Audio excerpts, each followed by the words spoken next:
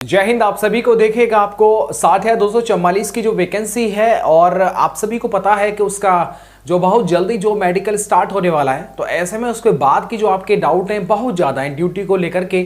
साथ ही में जब आप जेटीसी पर जाएंगे उस टाइम पर लगे हुए डॉक्यूमेंट, साथ ही में आपका जो दिनचर्या रहेगा ड्यूटी का वो क्या रहेगा, कितने आवर का जो ट्रेनिंग है वो आपका होता है।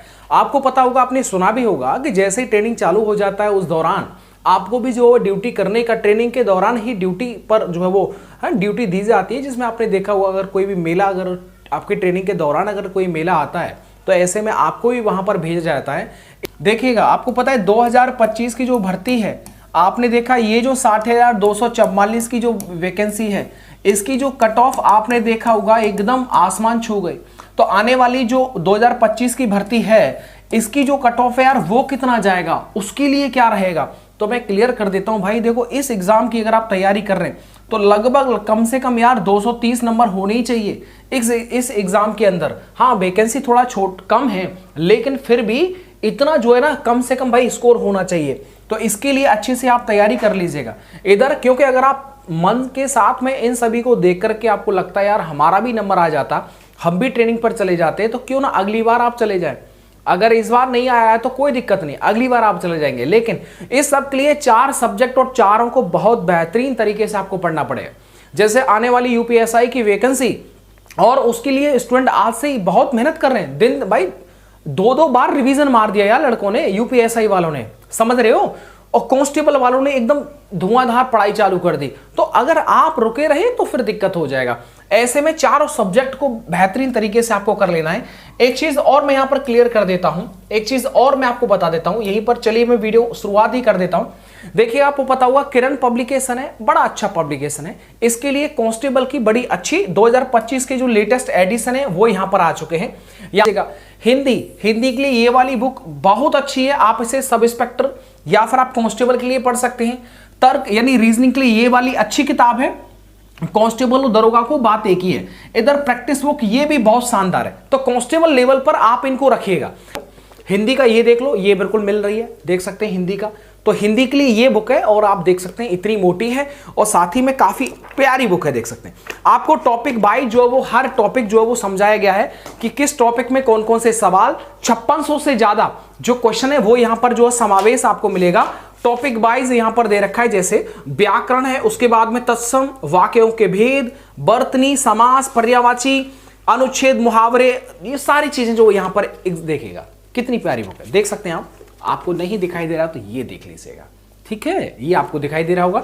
साथ ही में ऑब्जेक्टिव और लास्ट में जो है एक ही सवाल को बड़े अच्छे तरीके से जो है वो एक्सप्लेन किया गया है, उससे संबंधित। देख सकते हैं इतना मोटा है, ये अच्छी बुक है। इसके अलावा एक और चीज देख लीजिएगा, रीजनिंग के लिए ये वाली जो बुक है वो अपने पास में रखना।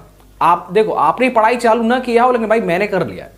85 की सेट है, इस पे एएसआई एएसआई लिखा होगा, और यहां पर आप देखेंगे 2017 से 2021 का जो रीजनिंग में जितने क्वेश्चंस बने थे वो सब आप यहां पर, तो रीजनिंग का भी आपको समझ में आ जाएगा, ठीक है। ये आप देख लीजिए, इतनी मोटी बुक है, और मैं आपको बीच में से इसको दिखा देता हूं इस तरीके से जो वो यहां पर समझाया गया है, ठीक है। ये वाली बुक हो जाएगी। एक और बुक है लास्ट, और ये वाली जो बुक आप देख रहे होंगे वो भी मेरे पास में है। 2025 का एडिशन है, ये आप देखिएगा, काफी मोटी बुक है, काफी अच्छी बुक है, और एकदम इसका जो है ना कवर पेज है वो बहुत शानदार है। इसमें भी प्रैक्टिस है, और प्रैक्टिस के लिए आपको पता है चारों सब्जेक्ट यूपी पुलिस कांस्टेबल के अंदर, math, reasoning, Hindi, GK, GS, current affair, वो सारा का सारा देखो यहां पर देखा हुआ है। तो ये बुक जो है ना भाई, ये बुक अपने पास में जरूर रखना। और देखो किस टॉपिक से कितने क्वेश्चंस बने थे वो भी यहां पर समझा रखा है। साथ ही में अंदर जाकर के आप देखेंगे तो पूरा का पूरा पहले आपको क्वेश्चन पेपर मिलेगा, और उसके बाद में देखो कितनी लंबी चौड़ी जो व्याख्या वो यहां पर दे रखी है। तो अच्छी बुक है। इन सभी का जो लिंक है वो डिस्क्रिप्शन बॉक्स में दे रखा है। आप इनको जो ऑनलाइन ऑफलाइन दोनों ही माध्यम से बाय कर सकते हैं।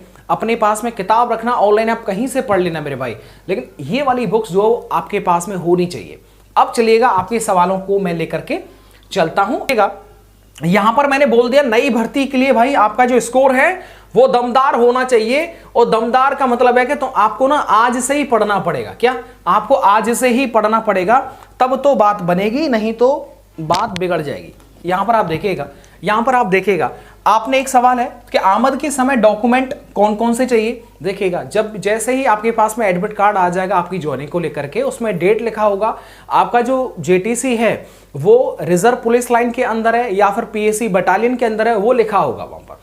जैसे ही आप गेट पर जाएंगे, गेट पर अपने ज्वाइनिंग लेटर साथ ही में आधार कार्ड आप दिखाएंगे, सीधे जो है वो भर्ती है ना, पुलिस डिपार्टमेंट को ये इन्फॉर्म हो जाएगा कि इस नाम का व्यक्ति यूपी पुलिस की सेवा में हाजिर हो चुका है। मतलब ये हुआ कि वो अब पुलिस में आ चुका है।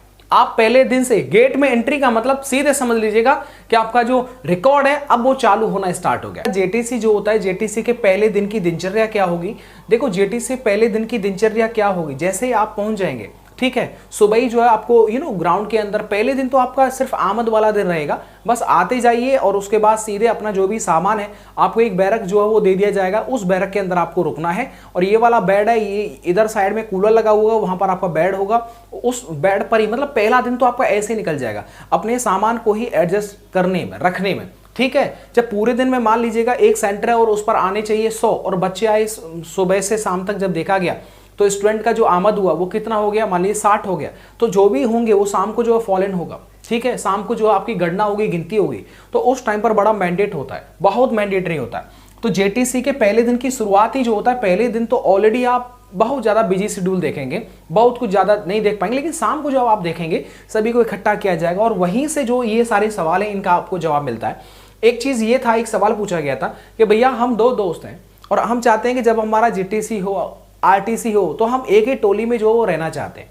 अच्छी बात, आप रह सकते हैं। कैसे रह पाएंगे, मान लीजिएगा 50 लड़के जो है वो लाइन में ग्राउंड पर बैठे हुए हैं और उनके लिए, ठीक है, एक लाइन के अंदर क्या है 10 हैं और दूसरी लाइन के अंदर 10 हैं। इस तरह से लाइन बनी हुई है 10-10 की, क्या 10-10 की लाइन बनी हुई है। सीधी बात है कि पहले ये लाइन उठाई जाएगी, फिर ये लाइन उठाई जाएगी। तो यहाँ पर ऐसा नहीं है, कोई भी आगे पीछे कहीं भी बैठ सकता है, ठीक है, कोई भी आगे पीछे कहीं भी बैठ सकता है। तो इनमें से मान लो ये वाली लाइन उठा ली, आप 2 दोस्त हैं ना, 3 दोस्त हैं, तो आप तीनों के तीनों जो तीनों दोस्त हैं, 4 दोस्त हैं, 5 हैं, वो सब जो है ना एक लाइन में बैठेगा। एक लाइन में बैठेंगे तो सीधे जो है मान लीजिए 10 का उठा लिया तो 10 में पूरे के पूरे आ जाएंगे, तो वो जितने भी रहेंगे वो सब आप एक टोली में हो जाएंगे। समझ में आता गया। तो देखो, टोली कमांडर एग्जैक्टली वैसे ऐसा कुछ नहीं है कि कोई प्राथमिकता हो, कोई पढ़ाई लिखाई हो, कि आप देखिए जब भी जैसे ही पहला एक टोली बन जाएगा, टोली बनने के दौरान टोली जैसे टोली बन जाएगा उसमें से देखा जाएगा, वो पता दिखने में अलग ही दिखता है।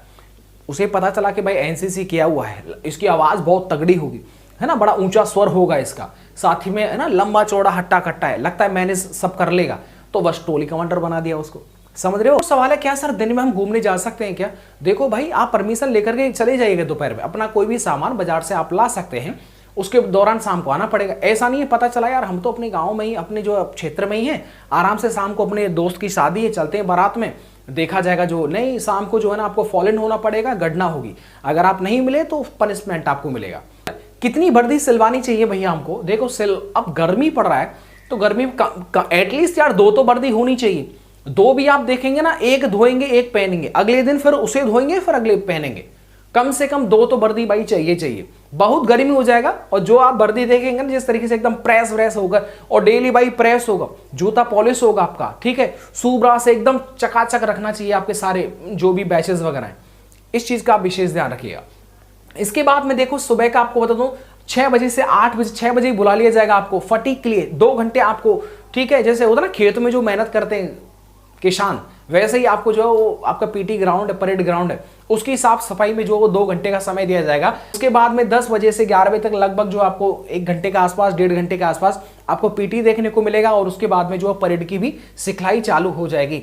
इसके बाद में फॉलन क्या होता है भाई, फॉलन वही होता है, समझ रहे हो, गणना के टाइम पर जो सभी को एक, फॉलन का मतलब क्या होता है, सभी को एक लाइन में जो है वो खड़ा कर देना, ये होता है। तो गणना बड़ा जरूरी होता है। इसके बाद में एक सवाल है, ये है कि भैया ग्रेजुएशन के हम पेपर दे सकते हैं क्या। भाई देखो, आप परमिशन लेकर बिल्कुल आप दे सकते हैं, ऐसा नहीं इसमें कोई एनओसी की जरूरत पड़े। देखो, नौकरी लगने के बाद अगर आप कोई फॉर्म भरते हैं और उस फॉर्म भरते हैं ना, तो उस टाइम पर आपको एनओसी जरूरत पड़ता है। आप उसमें पॉइंट होता है क्या आप राज्य सरकार के सरकारी कर्मचारी हैं क्या। अगर आप यस करेंगे तो नीचे ऑप्शन आ जाएगा एनओसी भरो, उसका नंबर डालो, अपलोड करो उसे, ये वाली बात है। तो नौकरी लगने के बाद में एनओसी जरूरत है, लेकिन ऑलरेडी आप फॉर्म भर चुके हैं, इसके बाद आपकी नौकरी लग रही है तो फिर कोई दिक्कत नहीं है। पॉइंट इज परमिशन मिल जाता है और आप जो एग्जाम दे सकते हैं। लीजिएगा लगभग 1 महीने बाद ड्यूटियां चालू हो जाती हैं। सर जी इसका मतलब ये आपने देखा होगा, जैसे आप जो जेटीसी में नहीं होगा, आरटीसी जैसे ही आपका चालू हो जाएगा, जेटीसी 1 महीने का, उसके बाद की ट्रेनिंग जो है वो सिखलाई चालू हो जाएगी। एक जो आगे का समय है उसके दौरान आपने देखा होगा 1 महीने के बाद में ना नॉर्मली आपको, क्योंकि जेटीसी में आपने ना वर्दी किस तरह से पहनाई जाती है, किस तरह से पहनी जाती है, वो सारी चीज़ें आपने खड़ा उठना बैठना, सल्यूट सलाम, चलना वाला, ये सब सीख लिया।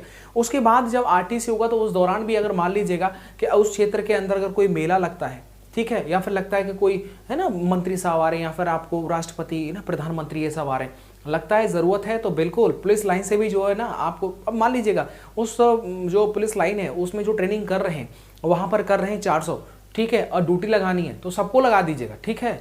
आपने देखो नए नए जो लड़के होते हैं वो ट्रेनिंग के दौरान भी ड्यूटियों पर जाते रहते हैं, वो ऐसे ही होता है, समझ रहे हो। अगर जैसे अभी महाकुंभ चला और महाकुंभ के दौरान अगर आपका ट्रेनिंग हुआ होता ना, मैं बता रहा हूँ आपको, पूरा का पूरा ट्रेनिंग सेंटर पूरा एकदम महाकुंभ की सेवा में लगा होता, ऐसे ही होता है। तो ड्यूटियों पर भी आपको जो है वो चालू जो ड्यूटी है वो भी आपको मिलती हैं। इसके बाद अगला सवाल देख लीजिएगा। इसके बाद में ये है कि भैया पीओपी और ये सब क्या है, आपको बताता हूँ, एक सेकंड आपको बताता हूँ। पीओपी देखो, आपको पता है जैसे ही आपका पूरा ट्रेनिंग हो जाएगा 9 महीने का, और 9 महीने का ट्रेनिंग होने के बाद लास्ट डे जो होगा आपका पासिंग आउट परेड होगा, उसे बोलते हैं हम पीओपी। और इसके बाद जैसे ही पीओपी हो जाएगा उसके बाद आपको जो अलॉट जो थाने हैं वो अलॉट कर दिया जाएगा। अब मान लीजिएगा एक सेंटर है और मान लीजिएगा मेरठ, और मेरठ में आपका जो है वो आरटीसी खत्म, पीओपी यहीं पर हो गया। संभावतः ये संभावना पूरी है कि जैसे ही आप पीओपी खत्म करेंगे उसके तुरंत बाद मेरठ के ही थानों में आपको पोस्टिंग दे दी जाए, इसकी संभावना 99% है। तो ये होता है नहीं जहां पर आप आरटीसी कर रहे होते हैं उसी जिले में जो आपको जो आपका ड्यूटी है वो आपको देखने को मिलता है, सीधी ज्वाइनिंग हो जाता है। इसके बाद में आप जो है ना एचआरए लीजिएगा, बाहर कमरा लीजिएगा और वहां पर जो है आप रह सकते हैं। आप सारी बुक्स का लिंक मैंने डिस्क्रिप्शन बॉक्स में दे रखा है, जाइए एंड बाय करिए। Thank you.